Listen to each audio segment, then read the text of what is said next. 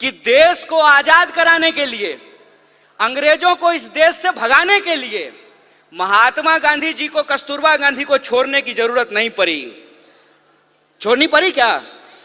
कस्तूरबा गांधी को साथ लेके चलते थे ना।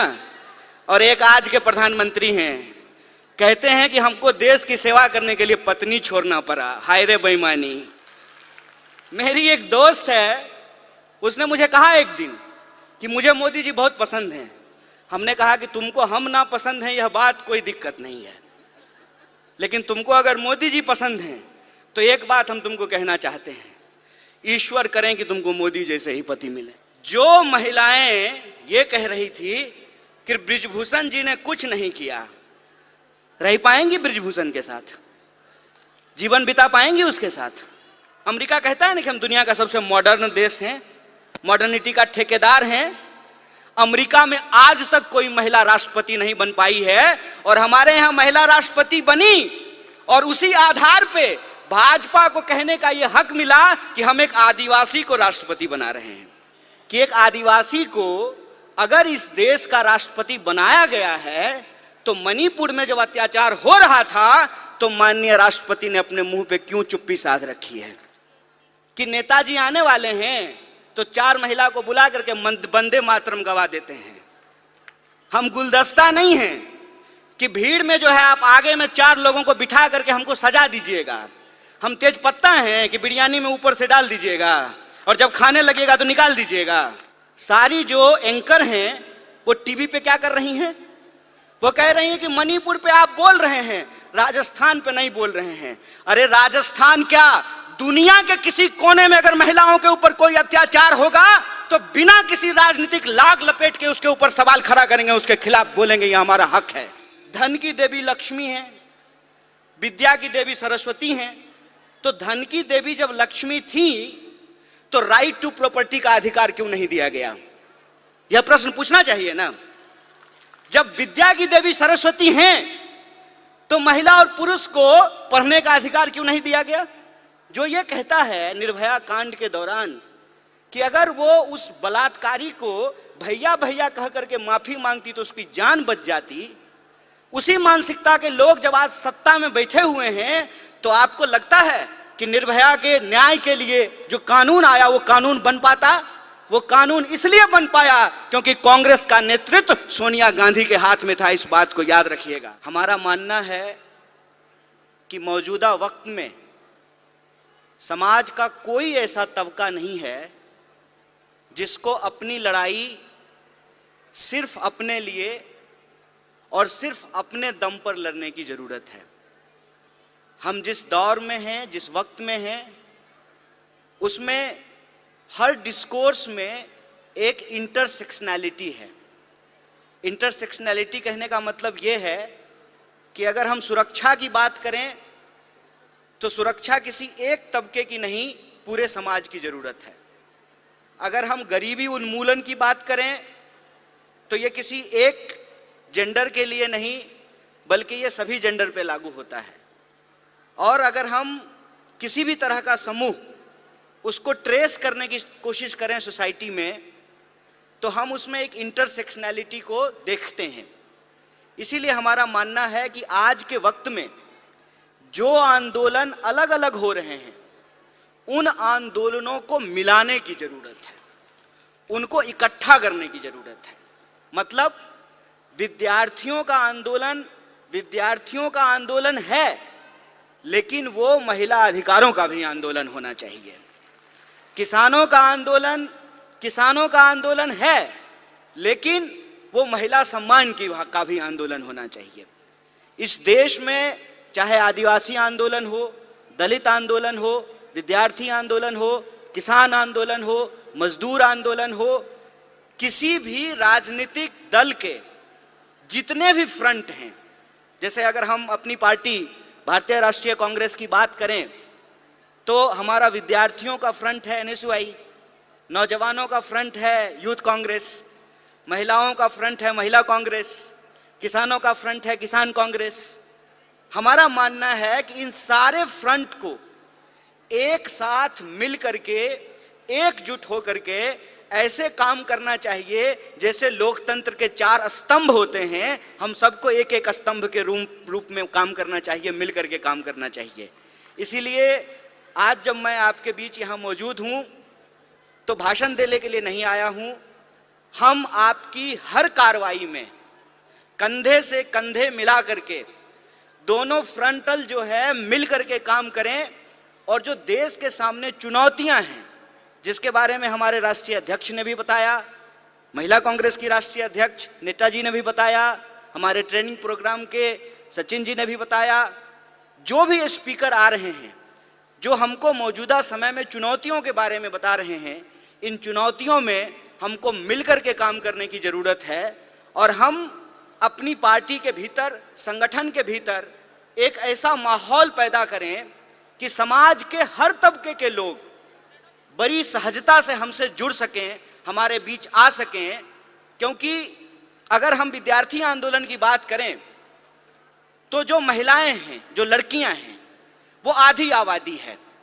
और अगर हम अपनी मीटिंगों में, अपने संगठन की संरचना में, अपने प्रोग्रामों में अगर उनको प्रॉपर जगह नहीं देंगे, उनके लिए एक कंफर्टेबल माहौल नहीं पैदा करेंगे, ऐसा पॉलिटिकल कल्चर नहीं बनाएंगे कि वो सहम जाएं, वो आगे ना आए, इसका मतलब विद्यार्थी होने के नाते, विद्यार्थियों का संगठन चलाने के नाते हम समाज की जो आधी आबादी है उसको इग्नोर कर रहे हैं। इसीलिए मैं जब आपसे बात कर रहा हूं तो आपसे ये आग्रह कर रहा हूं कि आपके यहाँ जो विद्यार्थी हैं, जो आपके संगठन से जुड़े हुए हैं, आप उनको हमसे जोड़िए और हम उनके साथ काम करके इस देश में नए तरीके का स्टूडेंट मूवमेंट खड़ा करने का काम करेंगे, विद्यार्थियों के एक तबके को आगे बढ़ाने का काम करेंगे।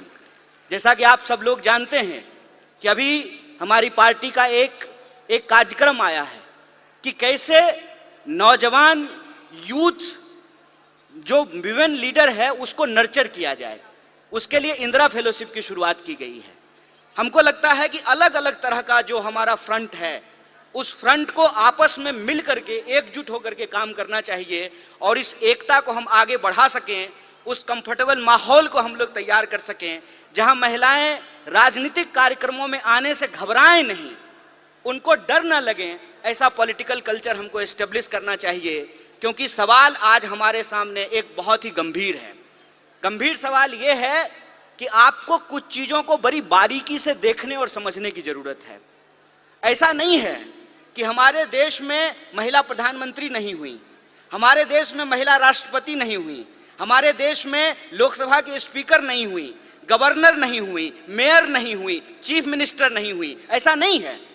तो एक तरफ महिलाओं को प्रतिनिधित्व भी मिला, लेकिन दूसरी तरफ आज की अगर हम बात करें तो महिला अपराधों की संख्या में भी बढ़ोतरी हुई है। इस अंतर विरोध को हमको समझना पड़ेगा। ऐसा कैसे हो रहा है? ऐसा अगर इस देश के इतिहास को हम बारीकी से देखेंगे तो हमको समझ में आएगा। जैसा कि हमारे राष्ट्रीय अध्यक्ष ने कहा कि जो अपने आप को विकसित देश कहते हैं, उन विकसित देशों में भी महिलाओं और पुरुषों को बराबरी के वोट के अधिकार नहीं मिले थे।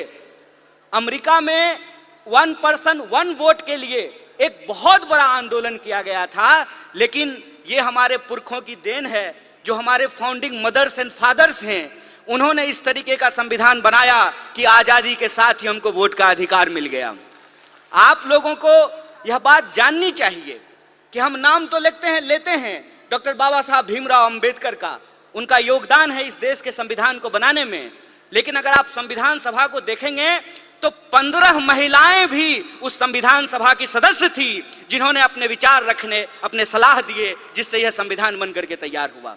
वो 15 महिलाएं थी और वो अलग अलग समुदाय से थी, अलग अलग जो है क्षेत्र से थी, अलग अलग पृष्ठभूमि से थी। उन्होंने अपना योगदान दिया है। इस देश के इतिहास को अगर हम देखें तो आप महात्मा गांधी के योगदान को भुला नहीं सकते हैं।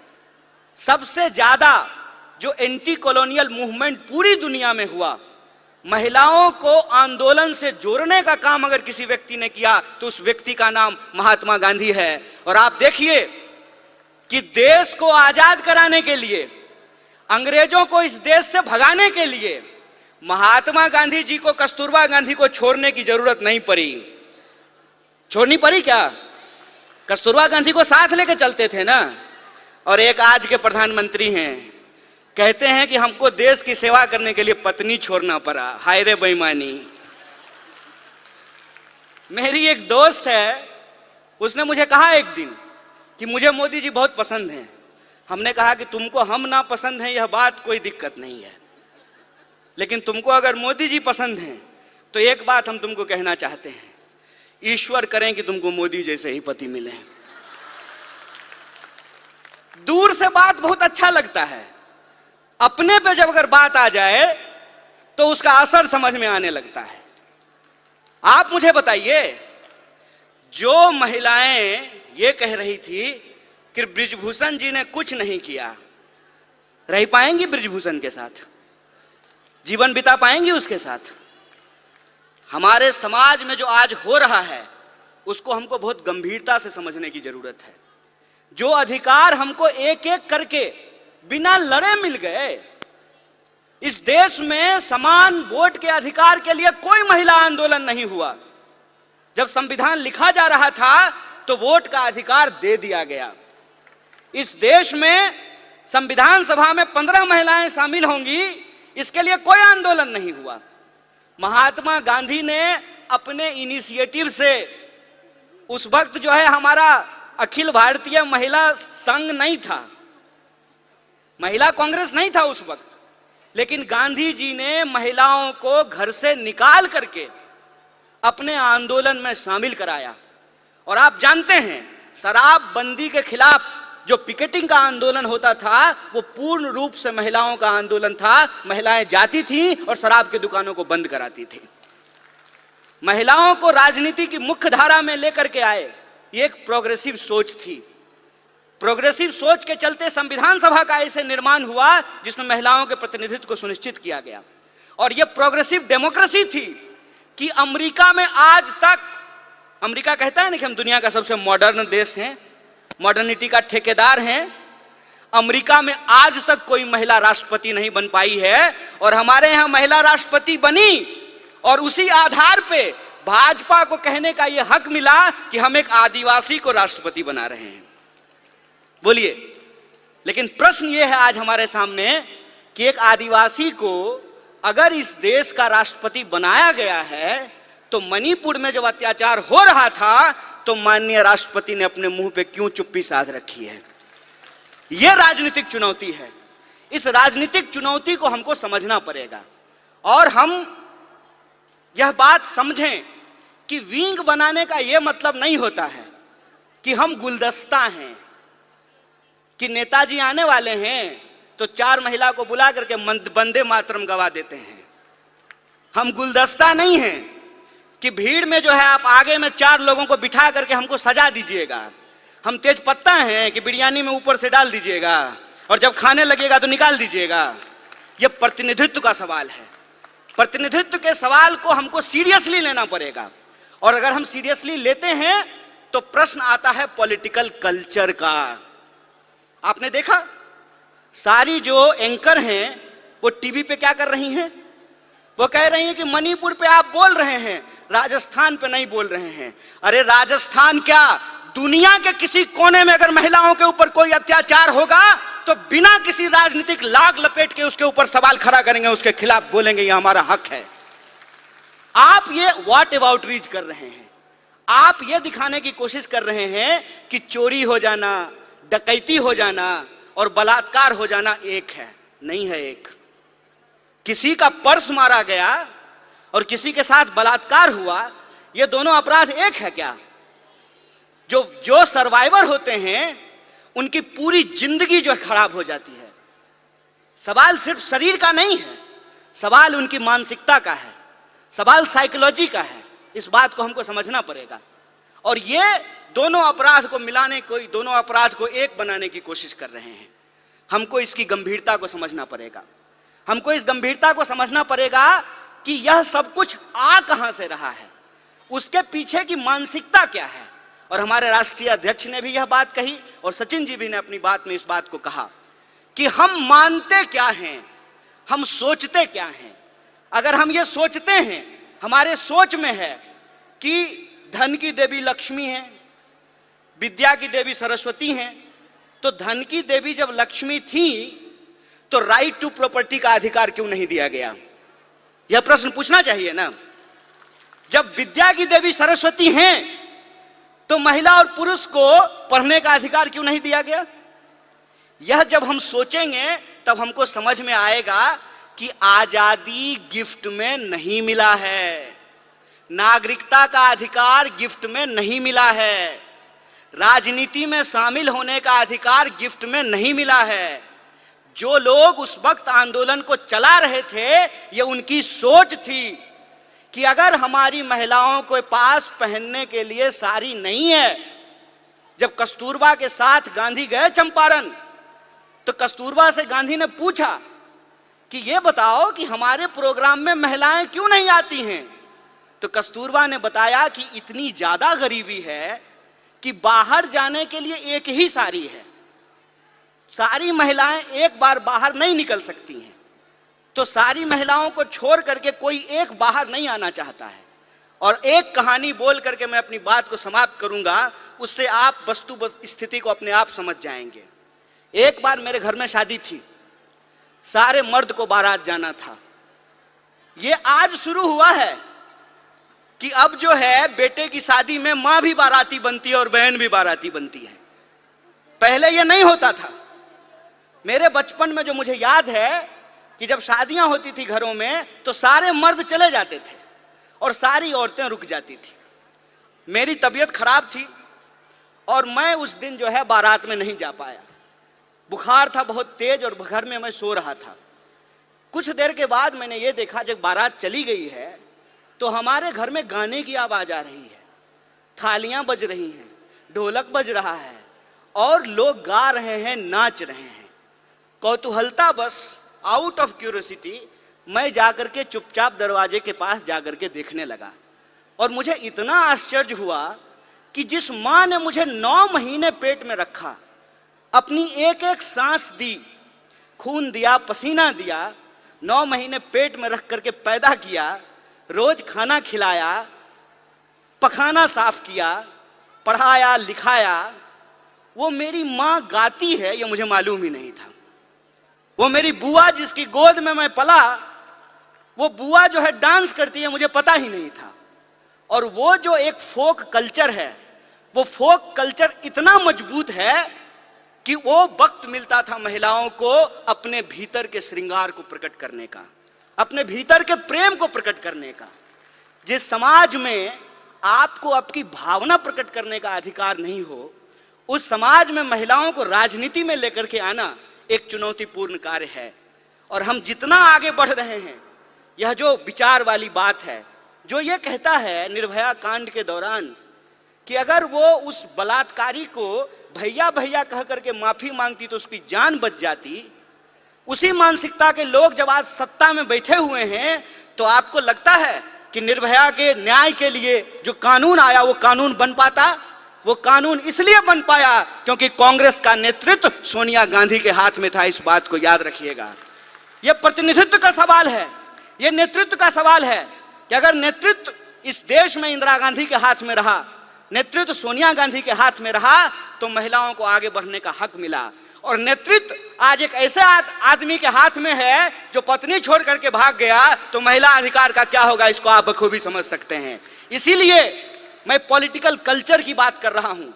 अपराध कहीं भी हो सकते हैं, अपराध छत्तीसगढ़ में भी हो सकता है, राजस्थान में भी हो सकता है, मणिपुर में भी हो सकता है, मध्य प्रदेश में भी हो सकता है, लेकिन अपराध के बाद पुलिस की कार्रवाई कैसे हो रही है, सरकार उस पर क्या बोल रही है, जिस पार्टी की सरकार है उसके स्पोक्स पर्सन क्या बोल रहे हैं, इस बात पे हमको ध्यान देना पड़ेगा। और कांग्रेस और बीजेपी के बीच में दल का फर्क नहीं है, विचार का फर्क है, इस बात को हमको समझना पड़ेगा। और अगर हम समानता में भरोसा रखते हैं, अगर हमको लगता है कि बलात्कारियों को मंत्री, मुख्यमंत्री, विधायक और एमपी नहीं बनाना चाहिए, तो 2024 का चुनाव कांग्रेस पार्टी के अस्तित्व का चुनाव नहीं है, 2024 का चुनाव हम महिलाओं के लिए, हम तमाम नागरिकों के लिए इस देश के अस्तित्व का सवाल है, संविधान के अस्तित्व के सवाल है। इसको हमको समझना पड़ेगा। और जिन चीजों से हम जूझ रहे हैं, चाहे वो महंगाई हो, चाहे वो बेकारी हो, उन तमाम सवालों को लेकर के हमको घर घर जाना है। और जो संविधान ने जो हमको अधिकार दिया है, समान अवसर का, सम्मान का, एकता का, भागीदारी का, उसको हमको आगे लेकर के जाना होगा। और जो नारा आपने लगाया है, आधी आबादी पूरा हक, अपनी पार्टी और एनएसयूआई की तरफ से इस मांग के साथ हम पूर्ण समर्थन में खड़े हैं और आप इस लड़ाई में कंधे से कंधे मिला करके आपके साथ चलेंगे। इन्हीं शब्दों के साथ अपनी बात को खत्म करूंगा। शुक्रिया। इनकलाब जिंदाबाद। जय हिंद, जय कांग्रेस, जय महिला शक्ति।